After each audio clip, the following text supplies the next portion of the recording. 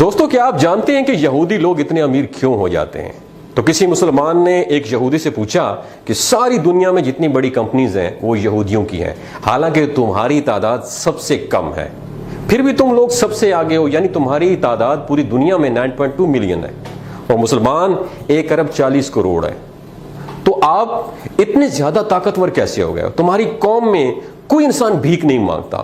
تو اس پر یہودی نے جو جواب دیا، آپ نے دماغ کی کھڑکیوں کو کھول کے وہ جواب سنا ہے۔ اس نے بتایا کہ ہم اپنی زندگی ان 3 اصولوں پہ گزارتے ہیں۔ نمبر 1، ہم اپنی زندگی علم حاصل کرنے میں لگا دیتے ہیں۔ نمبر 2، وہ کہتے ہیں کہ ہم اپنے بچوں کو بچپن سے ہی بزنس کرنا، تجارت کرنا سکھاتے ہیں۔ نمبر 3، ہم اپنے اندر بھائی چارگی پیدا کرتے ہیں، ایک دوسرے کو سپورٹ کرتے ہیں، اور یہودی دنیا میں کسی جگہ پہ بھی رہتے ہیں تو ایک دوسرے سے کنیکٹ رہتے ہیں، اور چاہے ہم کتنے ہی بڑے کیوں نہ ہو جائیں، ہم اپنے مذہب کے لیے صرف کام کرتے ہیں۔ اور ہم نے یہ ساری چیزیں، آپ کو پتہ ہے کس سے سیکھی؟ یہ یہودی کہہ رہا ہے، وہ بتاتا ہے کہ ہم نے یہ ساری چیزیں تمہارے نبی کریم صلی اللہ علیہ وآلہ وسلم سے سیکھی ہیں۔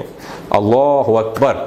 دوستوں، یہ باتیں آپ کے ساتھ شیئر کرنے کا بنیادی مقصد یہ ہے کہ دوسرے لوگ ہمارے نبی کریم صلی اللہ علیہ وآلہ وسلم کو فالو کر کے کامیابی حاصل کر رہے ہیں، اور ہم مسلمان ہیں جو کہ دنیا والوں کو فالو کرنے میں لگے ہوئے ہیں۔ تو کامیابی چاہتے ہو تو اپنے نبی کو فالو کرو، دنیا میں بھی کامیاب رہو گے اور آخرت میں بھی کامیاب رہو۔ تو کہنے کا مقصد یہ ہے کہ ہمارے نبی صلی اللہ علیہ وسلم نے فرمایا تھا کہ تفرقوں میں نہ پڑو اور رسی کو مضبوطی سے پکڑو۔ آج ہم تقسیم ہو چکے ہیں، ہم سنی ہیں، ہم شیعہ ہیں، ہم بریلوی ہیں، ہم دیوبندی ہیں۔ اس تقسیم نے ہمیں توڑ کے رکھ دیا، ہمیں قوم نہیں بننے دیا، ہمیں امت نہیں بننے دیا۔ وجہ کیا ہے کہ ہمارے ریموٹ کنٹرول کہیں اور سے آپریٹ ہوتے ہیں، ان کا بیسک بنیادی مقصد یہی ہے، ڈیوائڈ اینڈ رول۔ ان کو تقسیم کر دو اور ان پر حکومت کرو۔ دوستو، بات کرنے کا مقصد یہ ہے کہ ان کے 3 فالو جو ہے نا، وہ ہماری اسلامی تعلیمات سے انہوں نے لیے ہیں۔